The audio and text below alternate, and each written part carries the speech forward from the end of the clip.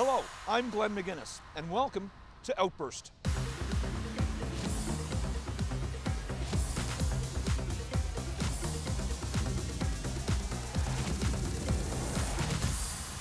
This week, what exactly is Canada's role in the world today? Canada has the world's 9th largest economy, and during the global economic crash a decade ago, Canada emerged relatively unscathed. We've been a key player for humanitarian crisis and international peace.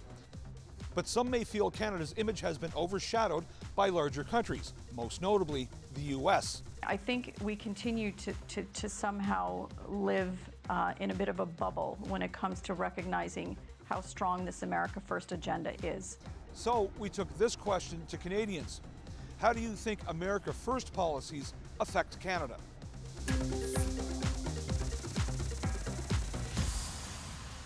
So I feel like it almost causes us to go a little bit deeper and see, hey, what are our problems that we might sweep underneath the rug and need to address? Because we're so diplomatic and we're so nice, and it's like America forces us to have those hard conversations where we might not initially initiate them. So, yeah.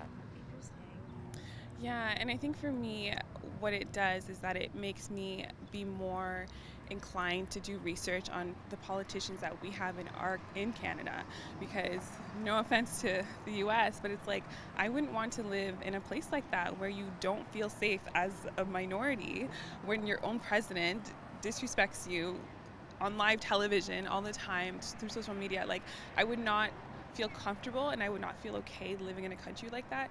So living in Canada where we don't experience that level of injustice, it makes me want to make sure that we never will. Yeah. And what can we do to help other nations, like, you know, that are going through those things? And I'm more like, I'm not really like an activist or like, you know, I don't rally, but it makes me be like, okay, you know what? I need to support these causes because they need it, and it's really not fair what's going on, and what can I do to help? So, yeah.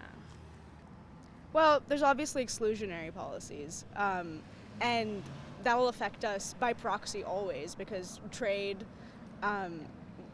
between the countries is affected, social relations are affected. I'd say it's very effective even on an international scale because of the name association between the two countries. And whatever happens down there is always going to affect us, sometimes in a positive way, but oftentimes I'm an international student, so just orally and socially people tend to relate the two countries in more of a general context, kind of putting their names together because they're all in part of the same continent, and if we're sharing the same space, we have close trade agreements, we can't really disagree with them to a certain degree. I think it's very effective. Yeah. And I think it also affects like kind of people's views here, whether or not like if they're doing America First, should we have like, you know, a version like Canada First, and kind of the attitude of the general population. I think it's also affected that way. Patriotism has caused a lot of bad things historically, and making isolationary policies like that, it's kind of taking us back in time as a nation, as a continent, if anything. Yeah, for sure. Je ne crois pas vraiment que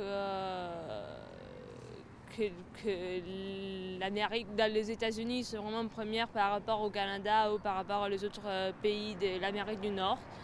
Je suis italienne et je vis en France, et je crois vraiment qu'en fait l'image des États-Unis c'est vraiment baissé par rapport à l'image du Canada. Surtout ça, c'est la perception que nous on a en Europe par rapport à l'image extérieure du pays. Pour cette raison, en fait, je crois pas vraiment que en fait les États-Unis de Donald Trump c'est vraiment en première par rapport aux autres pays. C'est simplement tout ça. The United States is a big trading partner for Canada, so if he really wants to cut up the borders or build the wall that he's talked about, it'll be devastating for Canada. I also think it'll be bad for America. I mean, he talks about, but because we're good trading partners, it goes both ways. You know, they supply us, we buy from them. So I think keeping the trade between Canada and the United States is good for both countries. America First policy affects Canada because it affects our trade, our border crossings, it affects our security, it affects our immigration, very negatively. to him, he consider, like, I personally think he thinks of America as a corporation as opposed to an actual country and whatnot. But how do you think that attitude would affect Canada? Canada, I think it's going to suffer in comparison. Like, America will grow out of it and be more financially set, but I think every other country surrounding Trump will suffer in the process. Yeah. They're going to distance themselves from him. He's not doing the right thing. They affect us adversely.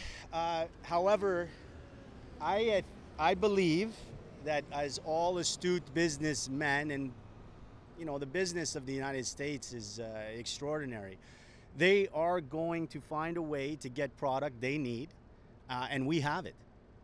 It's the end of the story. The whole free trade thing and all that jazz, to me, is we're just, you know, screaming down an alleyway that's saying, hey, don't forget about us, okay? The largest market in the world. I think they're bound to affect this country because they're right beside America, right? And I think a lot of the publicity affects our opinion of Donald Trump. I don't know specifically. I don't follow politics too well, but Andrew would be good for that. I think that they sort of impose a threat on our country's relationships with the United States, which has always been a strong one. And this is kind of the first time that a wrench is kind of being thrown into that equation, and I think it's a little startling, especially to people like Justin Trudeau, who, you know, he was dealing with Obama previously, and he was on pretty good terms with him, and now Trump's not. He's giving him a bit of a run for his money, and he's sort of saying, this is how I want to do it, and we have the power to do this, so listen up. And I think Trudeau's got to toe the line a little bit, and I think that's, I mean, he's good at that when he has to, but I don't know. I don't think it's going to affect us too much, because I think we'll be able to work something out, but I think that it can be problematic for sure. Donald Trump did not visit Canada in his first year. Who was the last president to do the same? Richard Nixon, Gerald Ford, or Jimmy Carter? Good question. I would say Jimmy Carter. I would say maybe Jimmy Carter. No idea. Gerald Ford. Yeah, I have no idea. Nixon, Ford, or Carter? I'll go with Ford. Nixon? Jimmy Carter? You know what? It's Jimmy Carter. Before Donald Trump left Canada off his list of visits in his first year in office, the last U.S. president to do the same was Jimmy Carter. Carter was President of the United States from 1977 to 1981, and his first trip abroad was to the UK in May of 1977. Warren G. Harding was the first American president to visit Canada when he stopped in Vancouver on the way back to Washington from Alaska in 1923. Since 1981, Presidents Reagan, George H.W. Bush, Clinton, George W. Bush, and Obama have all visited Canada in their first year. In his 4 years as president, Jimmy Carter did not officially visit Canada at all.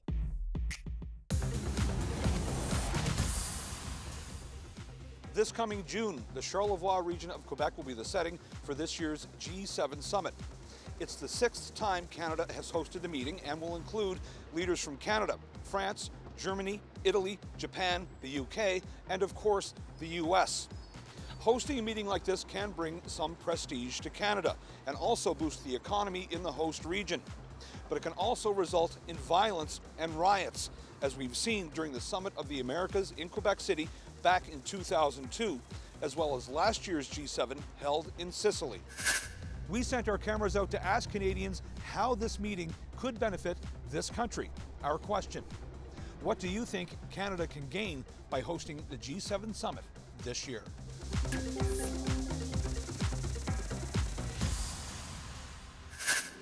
I don't think that Canada gets much of a gain about hosting the G7. I think it's a lot of more problems, brings more problems to everybody than anything more positive. That's my opinion. Écoutez, je pense que c'est un événement qui est majeur et vraiment au niveau international. Ça va attirer évidemment le monde politique de la planète, mais aussi c'est des enjeux très importants qui vont être discutés évidemment. Donc je pense que ça a des retombées très positives pour le milieu, pour la région, mais aussi on espère qu'il va y avoir des décisions intéressante, pertinente pour le développement économique, mais aussi au niveau de l'environnement. Les avantages, je ne sais pas. Les inconvénients, c'est qu'il va y avoir beaucoup de monde. Ça coûte très cher pour de tout organiser, les policiers et tout. Et j'espère que tout va bien se passer. OK? Puis les avantages, bien, c'est si on se réunit puis qu'on réussit à avoir une idée commune, bien, je pense que c'est bien l'idéal. Well, it will definitely attract a lot more tourism and more revenue and the economy an upliftment. As such, our economy is pretty strong compared to other countries, but it will make it stronger, I think. Yes. Je ne sais pas s'il y a beaucoup d'avantages parce que, bon, ces grandes manifestations politiques-là, souvent tombent au ridicule, les citoyens ne sont pas informés et les dés sont déjà pipés souvent. Alors, je ne vois pas beaucoup d'avantages, surtout du désavantage. Bon, ça va créer évidemment des remous, il va y avoir des manifestations comme le sommet. On a eu le sommet ici des Amériques, alors c'est ça, voilà. And also we had vandalized on our building and everywhere around. Yeah. So I don't think it's a good idea. Why they don't do on TV, you know? Like the video conference. Video conference, yes. That will be much better and less expensive also. J'y vois là, une très grande visibilité pour le Canada, puis une opportunité de faire de belles expériences économiques. C'est le côté positif que j'y vois. Alors, je pense que c'est la seule même. Voilà. Oh, boys. Not much, I don't think. Very expensive and a lot of turmoil. I must say I've been away for the last 6 months, so I'm not too familiar with what's been going on here. But everywhere as I've seen it, it seems like you don't get a nice impression of wherever it took place. You see, these barricades falling, people, police in conflict with people. It doesn't look good. À part de la visibilité qu'il y a pour le Canada, et surtout pour la région de Charlevoix, il n'y a pas beaucoup d'importance parce que ce soit ici ou ailleurs, les sujets sont les mêmes. Donc, c'est la visibilité du Canada et surtout pour Charlevoix, ça c'est intéressant. Pour le reste, ça ne fait pas une énorme différence que ce soit ici ou dans un autre pays. G7, pour moi, si on parle d'environnement, il faudrait voir c'est quoi leur but, qu'est-ce qu'ils veulent faire. Là. Je sais que Trudeau... Vous pensez que c'était un peu flou? Oui, exactement, c'est flou. Là. Trudeau dit des affaires, et d'autres gouvernements disent d'autres choses. Fait que j'ai hâte de voir qu'est-ce qu'ils vont dire. Je sais que la Corée du Nord, là, il y a eu un processus là, de rapprochement avec la Corée du Sud. Ça, d'un côté, je suis en accord avec ça parce que il y avait une certaine crainte par rapport à la guerre nucléaire qu'il pouvait avoir là, entre la Corée du Nord s'ils décident d'avoir des affrontements entre les Américains par rapport à ça. Fait que pour ma part, moi, je trouve que c'est correct. At the Munk School of Global Affairs in Toronto, students and scholars research the G7 and G20 summits and provide analysis on outcomes and challenges. We asked a few students there what they think Canada will gain by playing host. My name is Alessandra Sisi. I'm a fourth-year student at the University of Toronto and a researcher for both the G7 research group and the G20 research group that is based at the Munk School of Global Affairs and Trinity College here at the University of Toronto. What's great about the G7 is that it is a very informal institution, so it allows for very frank and open discussions amongst, the most powerful leaders of the world in economically advanced countries. Canada has the opportunity to really set the priorities that they would like to tackle at the summit, some of the most complex global issues. It's also a chance for Canada to really forward their national interests as well as promoting their distinct national values. So we're looking at gender equality, women's empowerment, fighting climate change, as well as investing in economic growth. These are three major issues that matter to Canadians and matter to the world. And it's also a great opportunity for Canada to show the world that Canada matters and that Canadians matter as well. I think by hosting the G7 summit this year, Canada gets to set the priorities that are the most important for Canadians. One of the big things that Justin Trudeau has been championing in the past couple of years is setting a feminist foreign policy. This is a very big opportunity for Justin Trudeau to actually promote this feminist foreign policy across our G7 members and our G7 allies. It's really important to showcase that feminist foreign policy means is not just empty words, but it includes the gender link and all the commitments that Canada produces at the G7 this year. I think that any assessment of climate threats or security threats is not complete without including the gender link. So by setting the priority for these policy areas, Justin Trudeau really gets to champion this idea that he's been putting forth since the start of his term in 2015. I think by hosting the G7 summit, Canada plays a really valuable role in the global system for global governance by leading the conversation on really important agenda topics. Most importantly, I think Canada's contribution to the G7 trickles down to the everyday Canadian individual.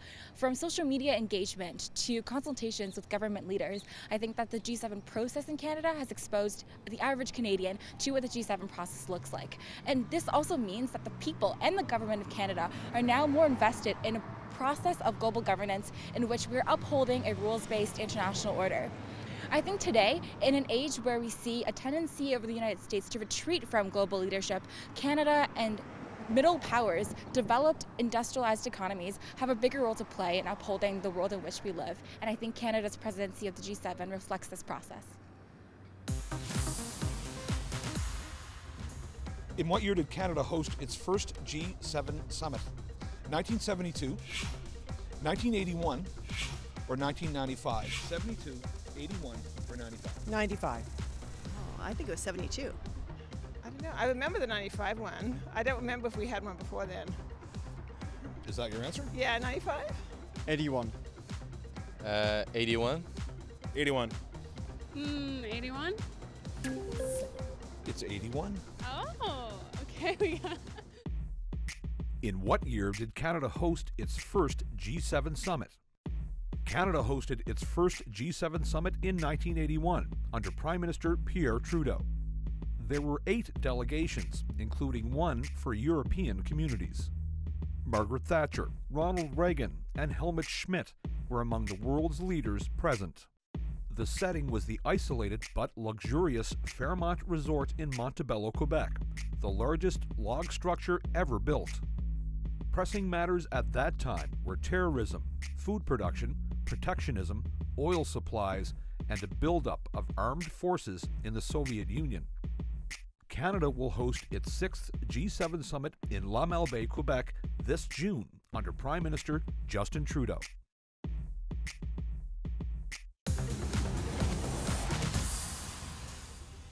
Discussions about Canada's role and influence globally has been going on for quite some time now. But for one to understand that, they must first look at a few factors. Trade talk, especially when it comes to the U.S., can be touch and go at the best of times. President Donald Trump's protectionist views help to muddy the already murky waters known as international trade. You never know how long the labor will be, but you know that each contraction is one contraction closer to the baby being born. And if I could use such a personal metaphor, that seems to apply to trade negotiations. Canada's commitment to peacekeeping has also been renewed by the current Liberal government. So, against this backdrop, we are asking how you see Canada's role in the world.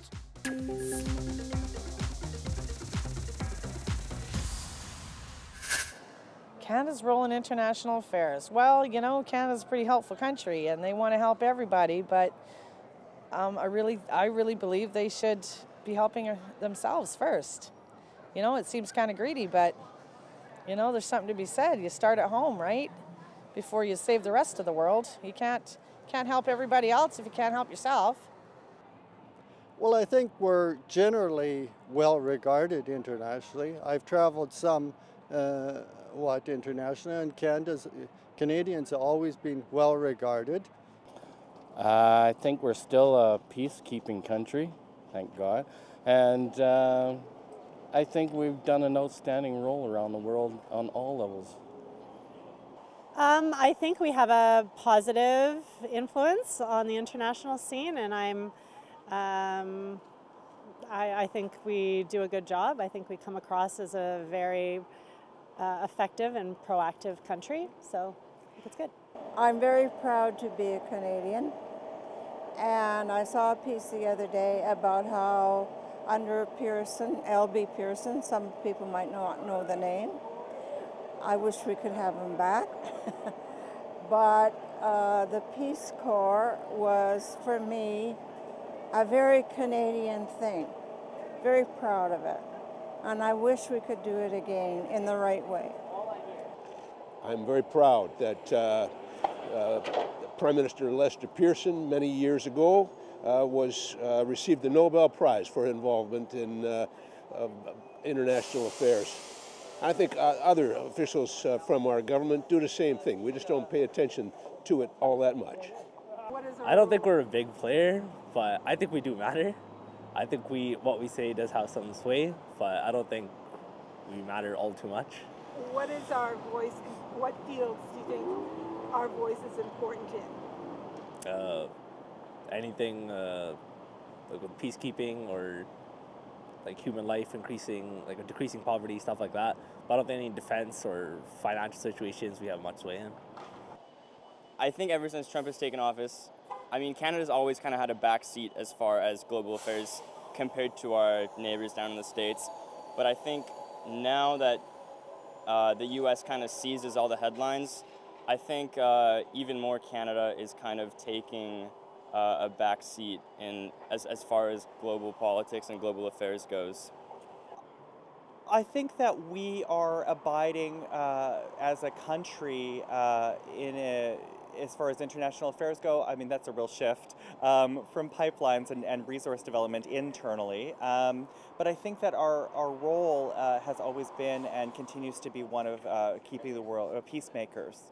And I think that it's important that we are contributing to the overall global health of the world and making sure that people have housing and blankets and things like that. I think that it's important that we continue to participate in the global economic system, because you can't just start withdrawing commodities that other countries depend on just overnight. You play a big role in the sort of moderating what the United States does. And whatever position we might have, just sort of being like, okay, we're going to be the more mature sibling and talk about this a bit more reasonably. That's at least my perspective. I think it's a lot better than it was under Harper. It's not as good as it could have been. I think for many years it was, we were quite active and we were quite a leader. And I mean, I have friends that work in the NGO community and we've been very involved in international meetings.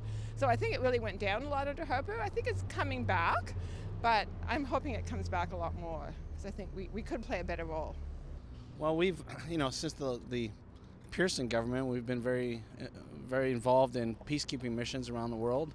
I think that we are an example of a tolerant society, and an excellent example of how we operate, how we treat our citizens, and how we extend our way of life to other people around the world, which I think is an example for countries that have civil rights and human rights issues, that to look to us and see how we lived in a very multicultural society. I think is fantastic. I like Canada's role. I think we do okay because we're Canadian. We like to think positive, and we're actually very vocal about it. For considering our country size and whatnot, I think we do a great impact all around the world. Like, considering our resources and how limited they are, and yeah, we do a lot better of impact on the world than what most other countries would try to do. I think that we're really open culturally, and we do try and do our best, I think. They don't take us seriously. Why do you say that? I think it's because we go on a little bit too much about the greatness of our own country. In fact, there are many difficulties here that people just sort of fluff away, And we may have smaller numbers of poor, we may have smaller numbers of criminals, we may have smaller numbers of fringe type of people, but we don't treat them well. I think if we want more serious role in the world, I think we got to start looking at some very serious liberal ideas. I say unfortunately because I think those are hard ideas to sell because you have to spend a lot of money.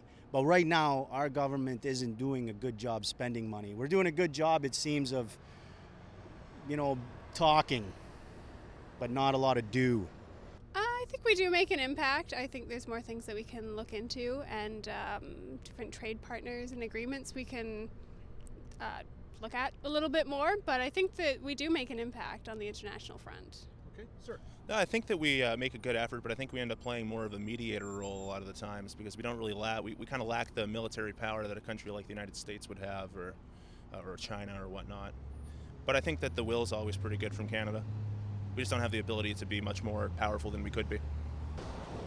Canada is a good example in a lot of things related to international affairs. We have some work to do in others, but I think people look to us as an example of a country that's doing a lot of things well. Who was the first pope to visit Canada? Pope Paul VI, Pope John the 23rd, Pope John Paul II. Pope Paul, Pope John, Pope John Paul. I'm just gonna guess Paul. Pope Paul? Pope John, the second answer. Pope John Paul II. Same, Pope John Paul II. Pope John Paul II. Pope John Paul II. It was Pope John Paul II. Fabulous. See, we know our current events. Good for you. On September 9th, 1984, Pope John Paul II became the first pope to set foot on Canadian soil. His visit lasted 12 days and spanned the entire country.